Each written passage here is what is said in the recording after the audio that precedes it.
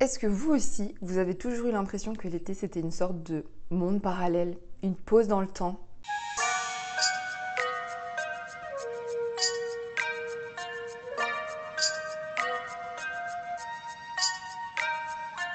Hello à tous! Eh bien non, mon été personnellement ne rime pas avec fête, party nights, dépenser tout mon argent en bouteilles d'alcool, sortir, voir 1 milliard de personnes, partir en vacances à la plage. Pas du tout. De mon côté, l'été rime beaucoup plus avec calme, amour, ordre et sérénité. Quand j'y réfléchis, c'est un peu comme le mantra que je me suis mis depuis 1 an et demi dans ma vie, depuis que j'ai vécu cette séparation. C'est vraiment les mots autour desquels j'ai envie de vivre et j'ai envie d'évoluer, et je vois que je l'applique de plus en plus à ma vie quotidienne, notamment l'été. Donc je n'aspire pas à vivre l'été de folie comme celui que l'on voit partout sur les réseaux, et j'ai envie de vous en parler dans cette vidéo parce que je me dis que peut-être vous vous sentirez un petit peu moins seul.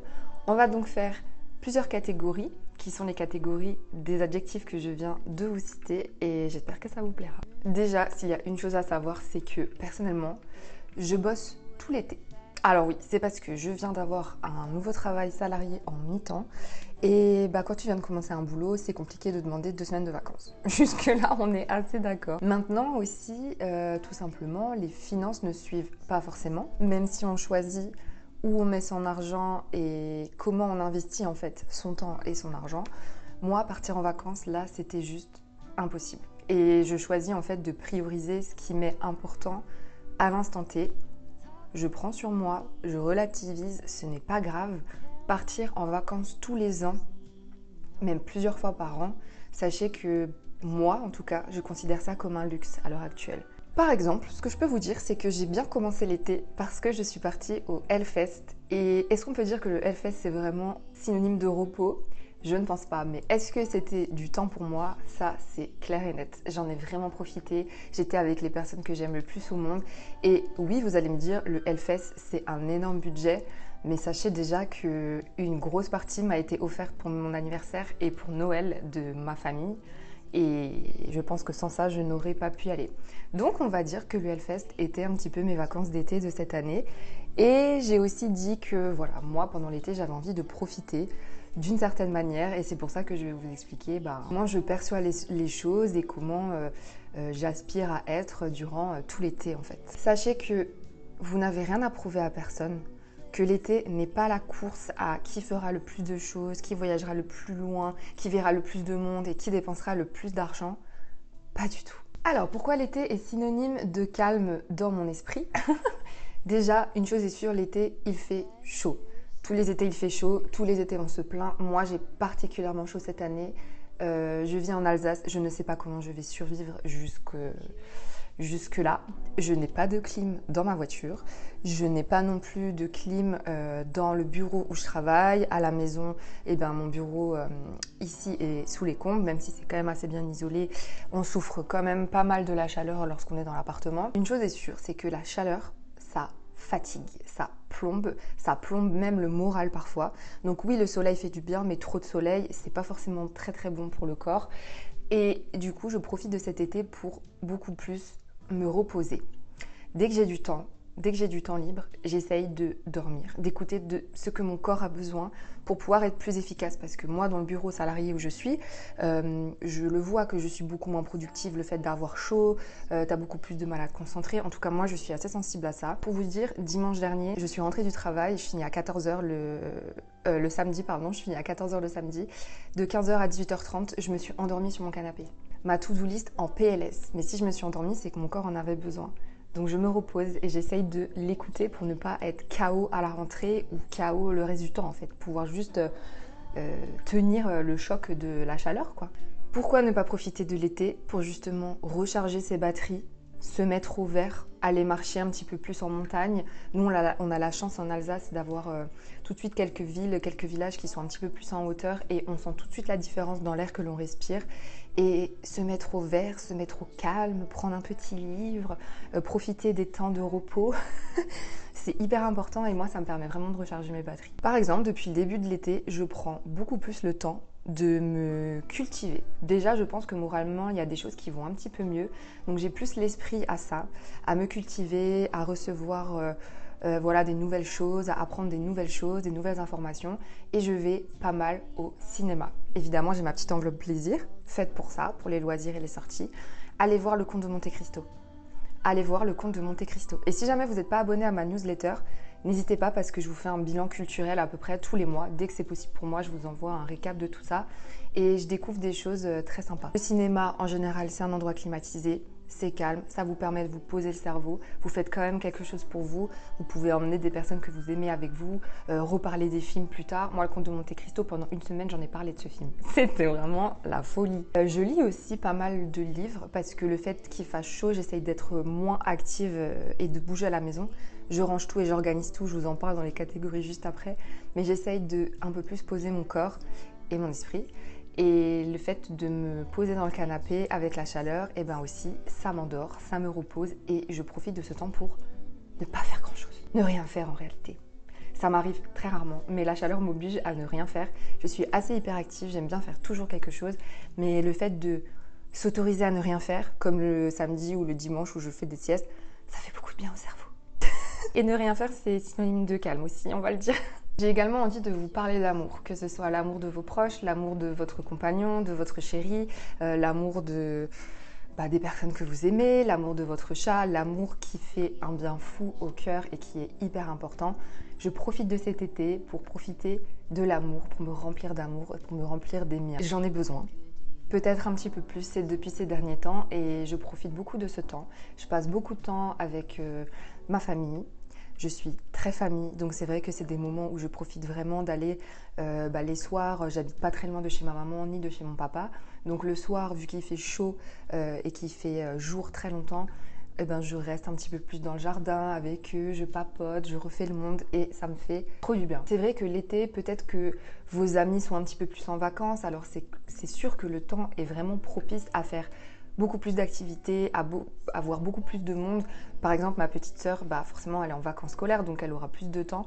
Eh bien, je fais des choses avec elle, mais au lieu de toujours aller dépenser son argent, aller faire ci, aller faire ça, si on veut faire un petit peu de shopping, on essaye de l'organiser et de respecter les budgets. Mais la dernière fois, on s'est posé à la maison, petit popcorn, petit thé glacé maison, on a regardé American Horror Story et c'était après-midi idéal pour moi en tout cas. Comme je vous le disais juste avant, vous n'êtes pas obligé de partir très très loin en fait pour profiter de votre été.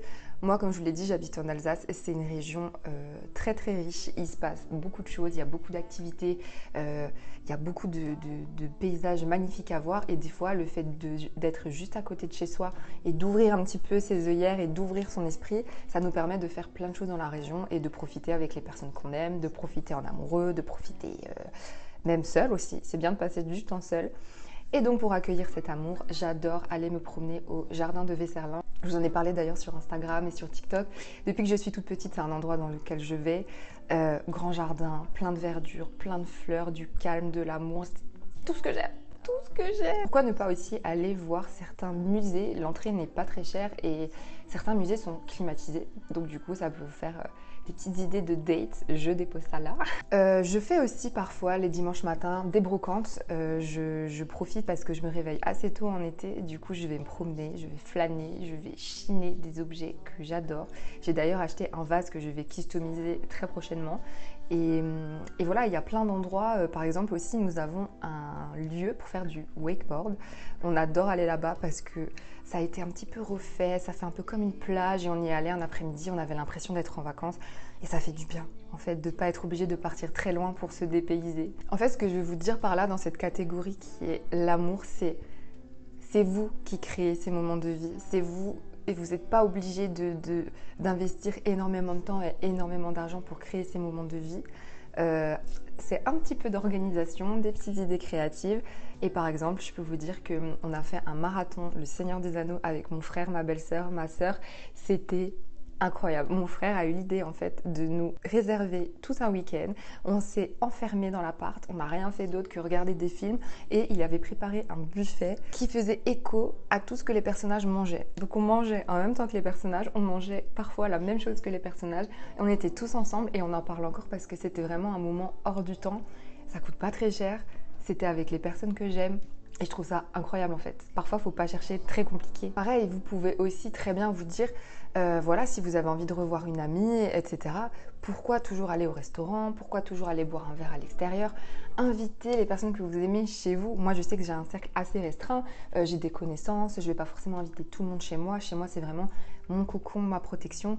Mais voilà, vous achetez un petit melon, vous faites du thé glacé, vous faites un petit apéro et vous les invitez chez vous et c'est tout aussi bien que de dépenser 30 balles dans un resto. Même parfois, c'est mieux en fait, en réalité. Vous l'avez certainement compris si vous me suivez depuis un petit moment sur ma chaîne, l'ordre, mettre de l'ordre dans ma vie, c'est un point clé de mon bien-être mental, de ma santé mentale et de ma sérénité qui arrive juste après. Je profite de l'été pour me mettre à jour. Peut-être que c'est le mojo juste avant la rentrée, mais je sais pas pourquoi l'été, j'ai l'impression que c'est le milieu de l'année et du coup, il faut que je fasse le point, il faut que je trie, il faut que je range, il faut que je réorganise. Et c'est un peu le moment où je rattrape tout ce que j'ai pas eu trop le temps de faire le reste de l'année en fait. Pendant l'été, en fait, je m'occupe énormément de mon appart, énormément de mon cocon, énormément de mon chez-moi dans lequel je me sens bien. C'est là-dedans que j'ai envie de passer du temps. Donc je vais aller flâner, je vais chercher comment réorganiser des petites étagères, des petits rangements. Et justement, pour pouvoir ranger, il me faut des rangements. J'ai des sacs et des cartons qui sont encore dans mon appart. Ça fait plus d'1 an maintenant que j'ai emménagé et j'en avais marre, mais je ne rangeais pas parce que je ne savais pas où ranger. Je me suis enfin décidée à aller sur le Bon Coin et à aller acheter une étagère de seconde main.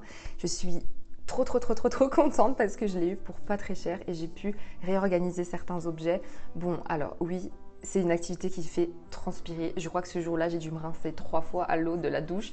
Mais en tout cas, c'est trop satisfaisant de prendre le temps parce que souvent les étés, les personnes sont chez eux. Donc j'ai pu aller récupérer les meubles directement chez les personnes. Et ça te permet de sortir, de découvrir des villages qui sont pas loin de chez toi. Vous pouvez aussi vous inscrire sur des groupes Facebook. Perso, je suis sur des groupes donne avant déchetterie et je suis toujours en train de regarder. Bon, du coup, c'est un petit peu en plus mauvais état. Ça dépend, il peut y avoir vraiment des choses intéressantes. Là, j'ai acheté mon étagère. Je l'ai négocié 48 €. Non, pas du tout. 38 € parce que j'ai acheté un autre meuble à 10 €. Mais voilà, vous pouvez trouver des choses vraiment chouettes pour pas très cher et améliorer son environnement et améliorer son appartement et ranger. Ça fait trop du bien. J'en profite aussi pour trier mon armoire, voilà, mettre des choses en vente sur Vinted, gagner un petit peu d'argent, faire des petites recherches sur Vinted justement dans les temps calmes sur le canapé. Je me mets mes petits favoris, je me fais mes petits looks sur Pinterest et je me dis ah ça j'aimerais bien, ça j'aimerais bien. J'aime bien prendre du temps un petit peu pour moi et en fait on prend jamais le temps de faire ce genre de trucs. Aussi ce que je fais pas mal c'est que je filme des vidéos comme celle que vous voyez en ce moment sur ma chaîne. Je sais pas si vous avez remarqué que la cadence est un petit peu plus importante que d'habitude. Mais en tout cas, je prends plaisir à filmer parce que tout simplement, je me réveille plus tôt le matin. Et comme je travaille en salariat que l'après-midi, et le matin, je me lève, je prends mon petit café glacé, je me maquille, je pose ma caméra et je parle avec vous. Et dès que j'ai un petit peu de temps, je fais le montage, je me prends pas la tête et j'adore ça. J'adore avoir le temps en fait. En fait, c'est tout simplement le fait de prendre le temps de me reposer, de faire des siestes et d'écouter mon corps.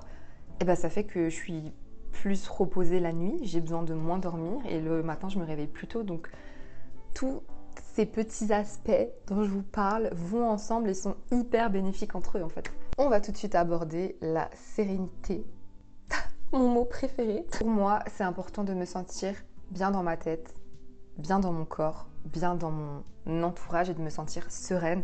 C'est très difficile pour moi, j'ai beaucoup de mal à lâcher prise, je réfléchis énormément, je me prends beaucoup la tête, c'est très compliqué d'être moi, je vous le dis honnêtement, on me le dit souvent.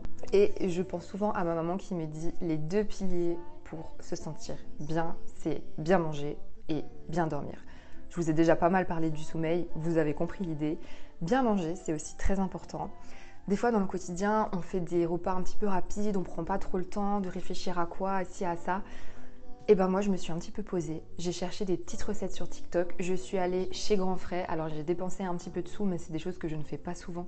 Et j'ai acheté des bons fruits, plein de couleurs, de la pastèque, de la mangue, des citrons et j'ai trop aimé, j'en ai profité, j'ai acheté des petites myrtilles pour le matin à mettre dans mon fromage blanc. Et ça fait trop du bien de prendre le temps. Alors oui, c'est du temps dans la journée d'aller faire des courses et de l'organisation, il fait chaud, c'est chiant, mais quand tu manges ta pastèque sur ton canapé, là, je me sens vraiment en été. Hier soir, par exemple, aussi, j'ai fait des petits muffins parce que j'ai vu la tête de mes bananes. Alors, le fait qu'il fasse très chaud, les aliments se conservent un petit peu moins bien, c'est normal. Et j'ai fait des petits muffins avec mes petites bananes et les restes des chocolats de Pâques. Les restes de mes chocolats de Pâques. Oh mon Dieu, je n'en pouvais plus. Je les ai cassés en petits morceaux et je les ai mis dans mes muffins. Et c'est juste incroyable. L'été, ça me permet aussi, vu que je me sens un petit peu plus sereine en ce moment et que voilà, je prends le temps d'être beaucoup plus créative, j'arrive à créer de mes mains, à me poser. Il faut absolument que je fasse, que je réapprenne un petit peu à faire de la couture. Je vais trouver plein de vidéos sur YouTube, j'en suis sûre. Il faut que je couse des patchs, que je couds. Je crois que ça se dit comme ça. Prenne le temps de coudre les patchs sur les petites pochettes que j'ai achetées justement au Hellfest. Et j'ai une veste à patch aussi que je dois faire. Et ça, je pense que c'est des activités qui me mettent en méditation. J'adore me mettre en méditation. Me maquiller me met en méditation. Faire des choses de mes mains me met en méditation. Ça sort un petit peu du digital, de toujours être sur les écrans. Et je fais beaucoup de petites cartes faites maison pour les anniversaires. Donc pareil, je cherche des tableaux sur Pinterest de DIY et voilà, je prends un petit peu plus le temps de faire des cartes personnalisées, de découper, de coller et j'aime trop être créative, ça me fait trop du bien et ça, je sais pas moi, ça m'apaise quoi. La sérénité, pour moi, ça passe énormément par l'argent. Comme vous l'avez compris, je ne suis pas sereine si je ne gère pas mon budget, si je ne sais pas où j'en suis. Et comme je vous disais, l'été c'est un petit peu la moitié de l'année, donc pourquoi ne pas faire le point sur le budget, où on en est dans nos épargnes. Je vous en parlerai dans la prochaine vidéo enveloppe budget, mais moi j'ai pris toutes mes épargnes et j'ai tout déposé sur mon compte parce que je commençais à avoir vraiment beaucoup de sous dans mes enveloppes. J'ai tout noté évidemment dans un cahier pour savoir où j'en suis et combien va dans quelle catégorie. Mais j'ai fait le point par rapport à ça. Je vais faire un refresh aussi de mes épargnes. Je suis en train de travailler dessus. Enfin, je veux dire de mes enveloppes budget. J'ai envie de faire des nouveaux designs, un nouveau départ. J'ai envie de créer par rapport à ça. Savoir où j'en suis dans mes enveloppes à la moitié de l'année. Donc ça va avec le fait de faire du tri dans mes papiers. Je prends aussi le temps de trier mes papiers. Je me suis rendu compte qu'il y avait des factures d'eau que je n'avais pas payées. Moi, j'ai pas payé une facture d'eau, mais qu'est-ce qui m'arrive? J'étais trop à 100 000 à l'heure et je me suis même pas rendu compte qu'il y avait certaines factures que j'avais pas payées. Donc voilà, se mettre à jour sur tout ça, arrêter de faire l'autruche et revoir effectivement son budget. Là, en juillet, où j'en suis par rapport à Noël, combien de budget je veux pour les cadeaux de Noël et du coup, savoir combien je dois mettre dans mes enveloppes jusqu'à la fin de l'année. Et ça me rend tellement sereine en fait de m'organiser par rapport à ça et je suis trop contente de l'avoir fait. Là, ça m'a enlevé un poids énorme. Tout ce qui concerne aussi la sérénité, eh bien moi ça passe par la santé comme je vous l'ai dit, et en été depuis 10 ans, tous les ans, je fais tous mes rendez-vous médicaux. Avant, je le faisais en été parce que j'étais étudiante, donc j'étais pas dans la région, j'étais sur Paris. Mais en fait, j'ai gardé cette routine. Donc, je vais chez le dentiste, je vais chez le médecin faire un check-up, je vais voir ma sage-femme. Et en fait, tu prends tes rendez-vous. En général, je les prends au printemps pour à peu près les avoir en été. Et là, juin, juillet, août, j'ai que des rendez-vous médicaux. Mais je me sens tellement à l'aise, tellement apaisée. J'ai fait ma petite prise de sang, tout va bien, j'ai pas de cholestérol. Et voilà, je trouve que c'est important de faire un bilan de santé et de pas le faire quand tu as de nouveau la frénésie de la rentrée, tout le monde qui stresse, tout le monde qui doit répondre à tous ces mails, relancer les projets. Moi, j'adore le faire en été. Et ça m'apaise énormément de savoir que tout va bien au niveau de la santé. Est-ce qu'au final, cette vision que j'ai de l'été n'est pas une vision que l'on devrait appliquer toute l'année? Profiter des personnes qu'on aime, prendre soin de sa santé, prendre du temps pour soi, profiter de son chez-soi, prendre soin de son chez-soi, prendre soin des personnes qu'on aime, profiter du calme, se mettre à jour, créer, méditer, justement, à méditer.